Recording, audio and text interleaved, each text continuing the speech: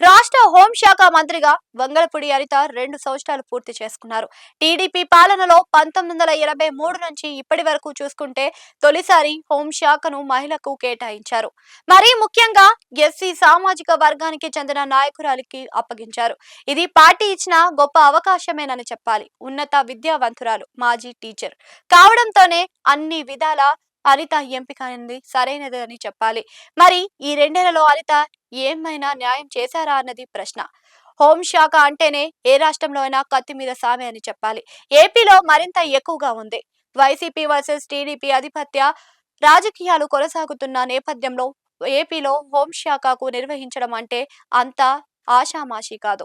అయినా అనిత తనదైన శైలిలో ముందుకు సాగుతున్నారనే చెప్పాలి. వైసీపీ నుంచి వస్తున్న సవాళ్లను ఎదుర్కొనే విషయంలోనూ సొంత పార్టీలో కొందరు చేస్తున్న పనుల కారణంగా ప్రభుత్వానికి మచ్చ రాకుండా చూసుకునే విషయంలోనూ ఆమె తన రాజకీయ అనుభవాన్ని మేళవిస్తున్నారు.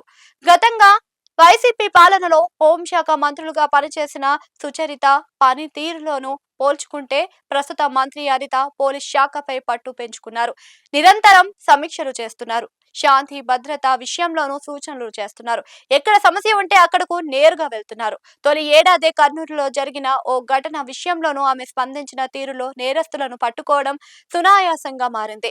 అలాగే సింహాద్రి ఆలయంలో గోడ కూలిన ఘటనపై ఆమె స్పందన వేగంగానే ఉంది.